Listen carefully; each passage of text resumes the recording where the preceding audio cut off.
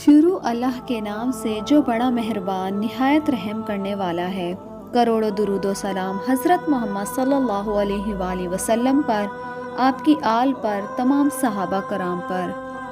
ایک شخص صبح سویرے ہلکے اندھیرے میں فجر کی نماز پڑھنے کے لیے مسجد کی طرف نکلا تو اندھیرے کی وجہ سے اس کے پاؤں کو ٹھوکر لگی تو وہ زمین پر کیچڑ میں گر گیا، جس سے اس کے کپڑے خراب ہو گئے۔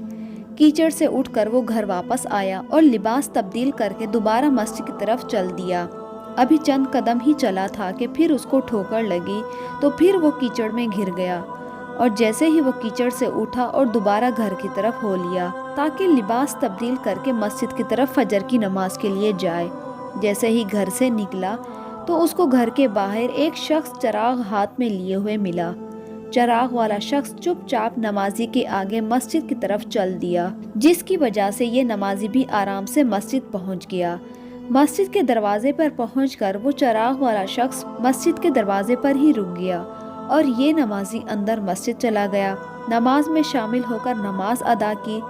جیسے ہی نماز سے فارغ ہو کر مسجد سے باہر آیا تو وہ چراغ والا شخص اس کو مسجد کے باہر دروازے پر ہی ملا۔ ایسا لگ رہا تھا کہ وہ اس نمازی کا انتظار کر رہا ہو۔ جیسے ہی نمازی آیا تو وہ چراغ والا شخص پھر آگے آگے چلنے لگا۔ جب یہ نمازی گھر پہنچ گیا تو اس نے پوچھا کہ آپ کون ہیں؟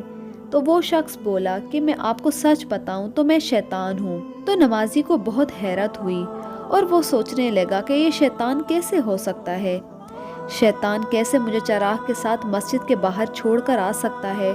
ابلیس کا تو کام ہی انسان کو اچھے کاموں سے بہکانا ہوتا ہے، تو تم کیسے اس طرح میری مدد کر سکتے ہو؟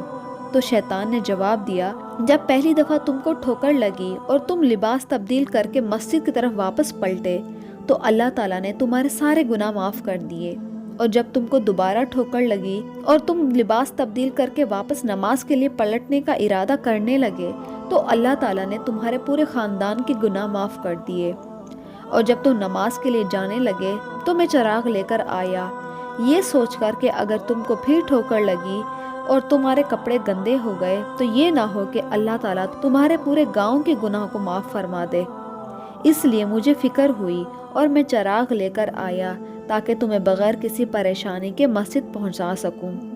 یہ بات سن کر وہ نمازی فوراً اللہ تعالیٰ کے حضور سجدے میں گر گیا اور اللہ تعالیٰ کا شکر ادا کرنے لگا اور اپنی باقی تمام زندگی اللہ کے شکر کے ساتھ گزارتا رہا۔ اس واقعے کا حاصل یہ ہے کہ ہمارے ہر نیک عمل پر ہمارا ہی فائدہ ہے، دنیا کا بھی اور آخرت کا بھی، بس انسان ان نیک عمل کرنے سے دور ہے، اور شیطان کا کام بھی ہمیں نیک کاموں سے دور رکھنا ہے۔ لیکن جب انسان اچھے اخلاص کے ساتھ ان نیک عمل کو کرتا ہے تو شیطان کو بھی سب سے زیادہ تکلیف ہوتی ہے۔ اس لیے نیک عمل کرنے میں پہل اور ابتدا کریں تاکہ اللہ تعالیٰ دنیا اور آخرت دونوں جہاں میں ہمیں سرخرو کرے۔